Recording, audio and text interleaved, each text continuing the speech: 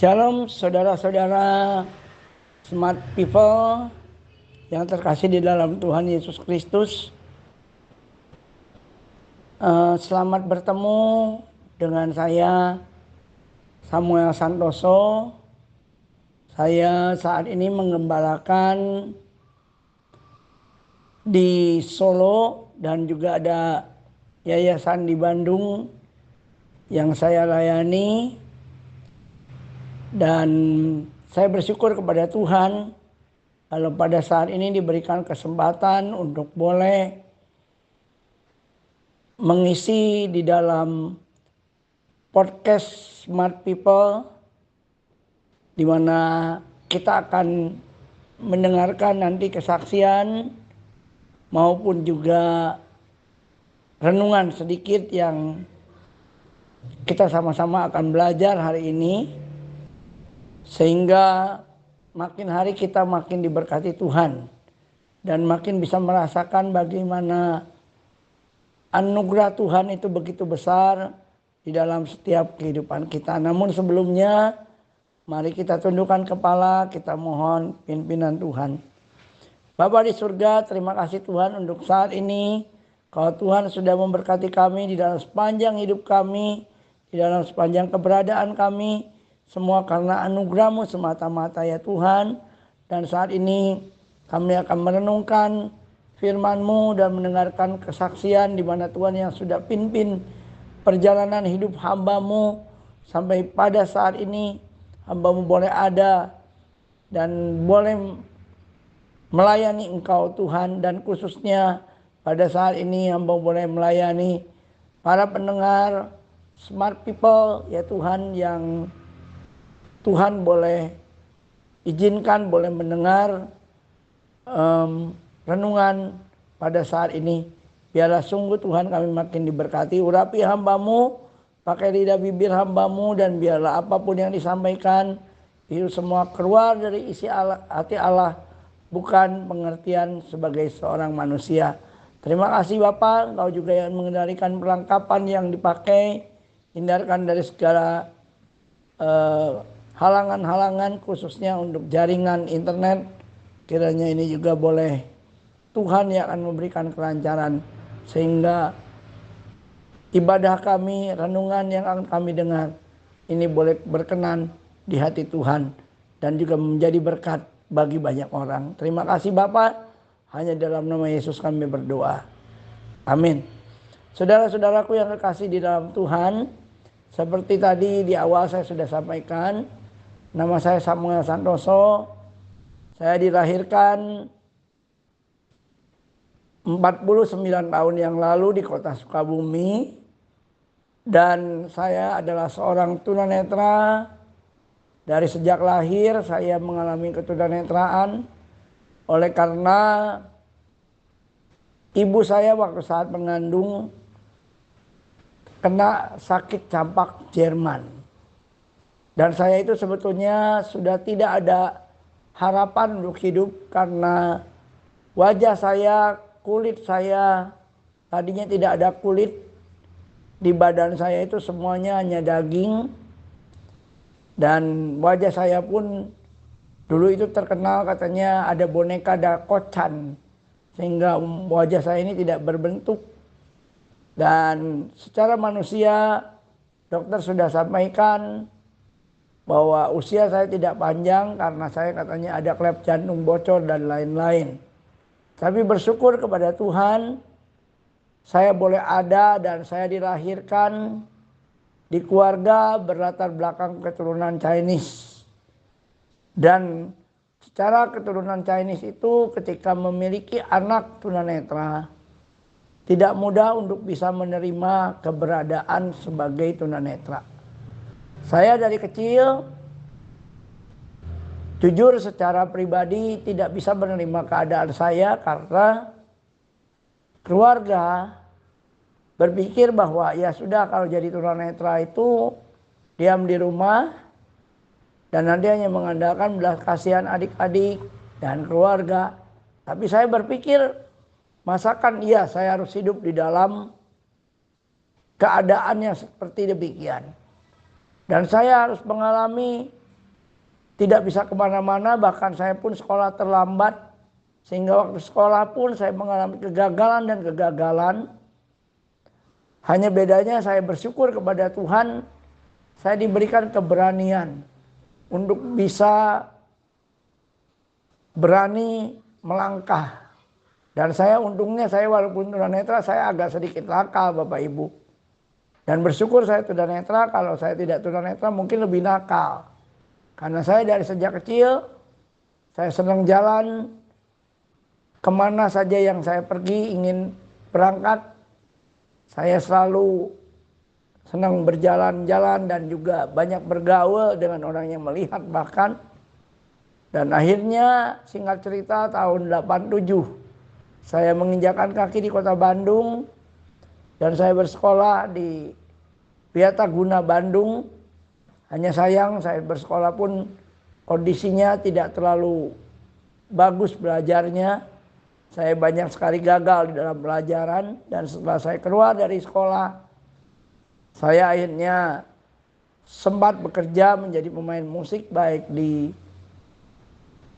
nightclub, diskotik, di restoran-restoran, di hotel-hotel, dan juga di wedding organizer juga. Saya pernah juga membidangi pekerjaan itu bersama dengan teman-teman yang melihat. Namun saya juga mengalami sisi-sisi gelap saya, bagaimana pergaulan saya walaupun tidak sampai parah sekali, tapi cukup lumayan Bapak Ibu. Bagi seorang tunanetra saat itu di tahun 80-an itu ya tergolong nakal. Dan tergolong saya ini orang yang senang mencari tahu apa sih kehidupan ini. Ya, sampai akhirnya singkat cerita saya keluar dari Wiataguna tahun 1994. Dan saya akhirnya mengikuti persamaan SMP, SMA. Karena SD-nya sih waktu itu juga saya ikut SD sampai selesai. Tapi kehidupan saya karena banyak di dunia malam. Banyak kehidupan saya yang ya tidak terlalu baik. Hanya bersyukur saya tidak minum, tidak obat. Tapi tetap pergaulan bebas saya pernah alami. Walaupun memang tidak sampai jauh banget. Tapi memang bagi seorang tunanetra sudah tergolong cukup lumayan. Karena saya ingin ada pengakuan dari baik keluarga, orang sekitar, gereja. Karena jujur tidak mudah menjadi seorang tunanetra dan bisa diterima di gereja-gereja, di dalam pelayanan. Bahkan ketika saya mau main musik pun bekerja di hotel, beberapa kali saya mengalami penolakan dan orang berkata, apakah kamu bisa main musik? Tapi saya berkata saya bisa dan saya siap bekerja walaupun tanpa dibayar. Tapi bersyukur dari sejak saya bekerja itu tidak pernah seperak pun saya tidak mendapatkan bayaran. Tapi akhirnya tahun 2006 di dalam pergumulan yang cukup berat yang saya alami, akhirnya saya memutuskan untuk melayani Tuhan dan saya menjadi pemain musik di gereja. Namun setelah perjalanan hidup itu ada 2-3 tahun saya melayani di gereja, saya sempat berpikir, apakah memang betul panggilan saya harus ada di gereja? Apakah benar saya harus menjadi hamba Tuhan di gereja? Dan seorang hamba Tuhan di gereja tempat saya melayani berkata, coba kamu doakan. Apa betul kamu melayani hanya di gereja atau memang kamu bisa melayani justru ke misi? Lalu setelah saya melayani berpikir ke misi apa yang Tuhan mau? Karena ke misi itu tidak mudah Bapak Ibu. Tapi memang saya dari tahun 87 sudah terbiasa untuk melayani di penjara-penjara, ke panti asuhan, rumah jompo, anak jalanan, pemulung. Itu memang saya sudah alami dari sejak saya kecil. Dan akhirnya saya waktu itu bergumul, apa yang Tuhan mau di dalam kehidupan saya untuk saya melayani. Singkat cerita, saya pernah ke Kalimantan. Saya pikir saya melayani di Kalimantan. Tapi ternyata Tuhan tidak buka. Saya pernah juga melayani di Jakarta, di beberapa tempat pelayanan tunanetra yang ada di Jakarta. Ternyata bukan juga. Sampai akhirnya Tuhan izinkan, ternyata panggilan saya khususnya di pelayanan tunanetra.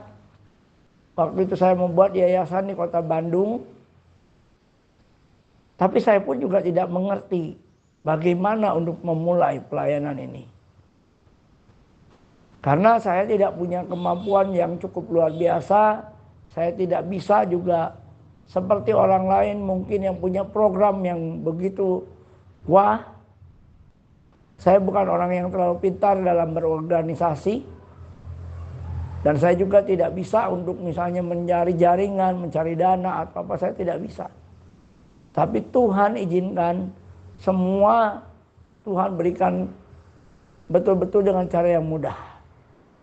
Dan akhirnya saya mendirikan yayasan di Bandung. Sampai akhirnya menemukan satu pelayanan, yaitu saya melayani para istri tunanetra di kota Bandung. Ada kurang lebih 10 keluarga yang saya layani. Ya walaupun sangat tertatih-tatih, tidak mudah, tergantung bagaimana Tuhan siapkan berkatnya. Dan bukan kebetulan, tahun 2013-2014 saya diizinkan ke kota Solo. Dan waktu itu saya jatuh cinta kepada kota Solo. Saya berpikir, Tuhan, apa benar kota Solo ini yang menjadi kota di mana saya akan melayani Tuhan. Dan waktu itu Tuhan izinkan saya melayani di satu yayasan yang di mana mereka melayani orang yang sakit jiwa, orang yang narkoba, lansia dan lain-lain. Dan akhirnya singkat cerita tahun 2015 saya bertanya, Tuhan, benarkah saya memang harus melayani di kota Solo? Kalau memang iya, Tuhan berikan tanda kepada saya bahwa saya harus melayani di kota Solo. Tapi ternyata sampai tahun 2015 belum ada titik terang. Akhirnya saya memutuskan saya tidak mau lagi ke Solo. Dan waktu saat saya memutuskan tidak mau kembali ke Solo, tiba-tiba ada seorang hamba Tuhan, yaitu Pastor Yafet. Dia bertanya kepada saya, apakah Brother Samuel mau pelayanan ke Solo? Ada sekian jiwa yang minta dilayani untuk ada persekutuan. Dan ini saya memutuskan untuk iya, walaupun terus terang saya blank, saya tidak tahu apa yang harus saya lakukan. Dan dari mana saya harus menghidupi pelayanan yang ada. Tapi saya melihat tangan Tuhan begitu luar biasa dan memberi tanda-tanda yang jelas sehingga akhirnya saya mencoba. Dan waktu itu Tuhan izinkan mulai saya coba untuk melayani. Tahun 2016 saya memulai. Dan sampai saat ini akhirnya saya melayani di Solo, di mana pelayanan saya beri nama pelayanan Rafa Solo Disabilitas. Saya tidak hanya punya tujuan satu, saya ingin membawa jiwa-jiwa yang Tuhan titipkan ini, walaupun mereka tunanetra, tapi ingin mereka ini mengenal Yesus lebih dekat, lebih sungguh lagi. Dan kami punya pengharapan bahwa sewaktu kali kelak, ketika Tuhan Yesus datang yang kedua kali, kami semua bisa bertemu di dalam kerajaan surga. Dan paling tidak mereka bisa bertemu secara pribadi selama mereka berada di dunia ini juga bersama dengan Tuhan. Karena saya tahu di dalam kehidupan ini tidak ada kekuatan yang lain, hanya Kristus yang menjadi kekuatan di dalam kehidupan kita. Hanya Kristus yang membuat kita bisa kuat dalam perjalanan hidup ini walaupun di tengah kesulitan yang tidak mudah dan tidak gampang. Saya percaya kita punya pergumulan di dalam setiap kehidupan kita ini Bapak Ibu. Ada yang mungkin kecil pergumulannya, ada yang mungkin besar. Kadang mungkin kita tidak mengerti kenapa Tuhan izinkan itu terjadi. Sampai saat ini pun saya masih banyak belajar. Kadang-kadang saya berpikir, waduh, kok begitu sulitnya kehidupan ini. Apalagi saat waktu pandemi. Dan sampai saat ini pun begitu sangat sulitnya. Tapi satu perkara yang saya alami, yang saya rasakan, bagaimana tangan Tuhan perlahan itu betul-betul bekerja dengan caranya Dia yang sama sekali tidak bisa kita pikirkan dengan pikiran dan otak kita yang kecil ini Bapak Ibu. Tidak bisa. Jadi betul-betul hanya Kristuslah yang sanggup membuat kita bisa berjalan. Dan satu ayat yang menjadi dasar kehidupan saya ini bisa kuat, salah satunya adalah Ayub pasal 23 ayat 10 yang berbunyi, karena Ia tahu jalan hidupku, seandainya Ia menguji aku akan timbul seperti emas. Dan itu saya alami, bahwa saya tahu Tuhan punya rencana besar, walaupun mungkin secara keadaan di depan mata sangat sulit. Bahkan kadang-kadang kita mengalami kesukaran yang sangat, waduh, rasa-rasanya kok susah ya hidup ini. Kadang kita harus mengalami kekecewaan, bahkan di kalangan orang Kristiani sendiri, di kalangan orang yang percaya sendiri. Tapi bagaimana saya bisa melewati semuanya? Satu hal yang saya bisa alami, yang saya bisa rasakan, yaitu bagaimana ketika kita dekat dengan Tuhan. Dan kita tahu bahwa kita ini adalah emas murninya Tuhan, biji matanya Tuhan, orang kesayangannya Tuhan. Dan kita ini adalah domba-dombanya yang pasti dipelihara. Saya tetap optimis untuk benar-benar bisa menjalani setiap kehidupan ini. Saya beda daripada yang lain, teman-teman tunanetra yang lain yang jauh lebih pintar, baik secara otak mungkin, secara menggunakan alat-alat digital pun mereka lebih pintar dibandingkan saya. Sedangkan saya kadang-kadang merasa minder karena saya gaptek. Untuk membuat rekaman seperti ini aja saya masih sangat gaptek, tidak seperti orang lain yang begitu cepat, begitu bisa bagaimana. Tapi saya tahu perjalanan hidup saya harus lewati bersama dengan Tuhan. Karena saya ini adalah emas murninya Tuhan.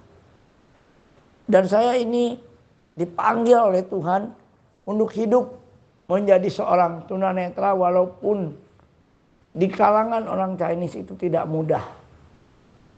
Tapi buktinya 49 tahun ini saya bisa jalankan.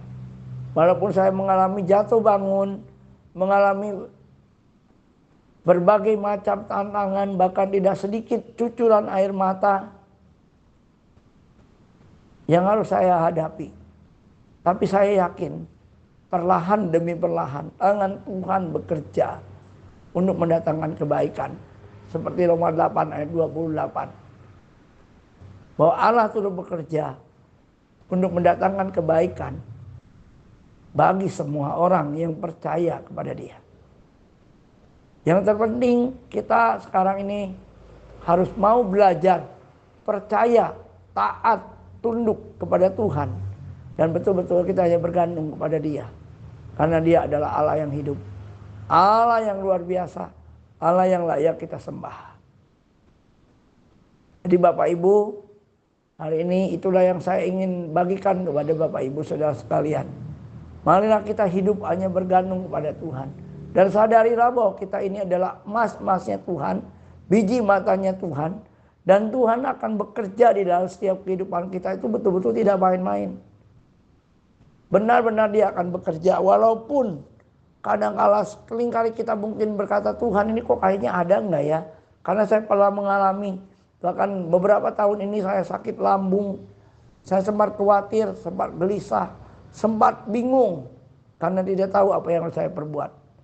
Tapi saya percaya ketika kita bergantung kepada Tuhan, semua persoalan akan kita bisa atasi, asalkan kita mau berserah dan memandang Kristus dari berbagai macam sisi. Walaupun sisi itu buruk, mungkin kita lihat sisi positifnya Tuhan seperti apa. Jadi itulah yang saya ingin bagikan untuk Bapak Ibu Saudara sekalian pada saat ini. Dan biarlah renungan ini boleh menjadi kekuatan bagi kita semuanya. Menjadi satu pengharapan bahwa kita itu masih punya masa depan. Walaupun mungkin kelihatannya jalan buntu, kelihatannya kok hidup kita kayaknya susah. Tapi percayalah, di balik kebuntuan itu, di balik ketidakberdayaan kita akan melihat Yesus bekerja dan mendatangkan kebaikan. Bahkan saya berani berkata, bersyukur saya tunanetra. Kalau tidak, saya tidak akan melihat Yesus secara pribadi di dalam kehidupan saya. Itu saja yang saya ingin bagikan. Biarlah saudara-saudara, para pendengar, smart people, sungguh makin hari makin diberkati Tuhan. Dan saya ingin saudara-saudara sebagai orang-orang Kristen yang percaya kepada Yesus benar-benar menikmati Kristus. Bukan hanya sekedar agama, bukan hanya sekedar kepercayaan yang kita pelajari karena turun-temurun. Tapi kita mengenal pribadi Kristus. Betul-betul mengenal. Sampai pada akhirnya tujuan kita yang akhir yaitu bertemu dengan Dia di dalam kerajaan surga. Inilah doa dan pengharapan saya. Terima kasih Tuhan memberkati. Mari kita sama-sama tundukkan kepala, kita berdoa. Bapa, kami mengucap syukur kepadamu untuk saat ini. Kalau kami boleh mendengarkan kesaksian dan renungan firman Tuhan. Walaupun hanya singkat, kiranya ini boleh menjadi kekuatan bagi kami semua, khususnya para pendengar, smart people ya Tuhan. Kiranya Tuhan juga memberkati semua para pendengar dan mereka boleh merasakan bagaimana tangan Tuhan memberkati, menolong mereka. Terima kasih Bapa.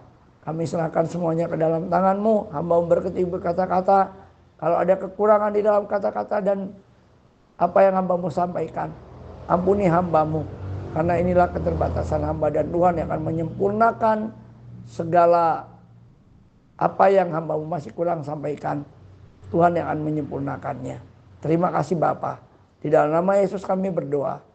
Amin. Terima kasih Bapak Ibu Saudara sekalian. Mari kita sama-sama terus memuliakan nama Tuhan lewat apa yang Tuhan izinkan boleh terjadi di dalam kehidupan kita. Shalom. Amin.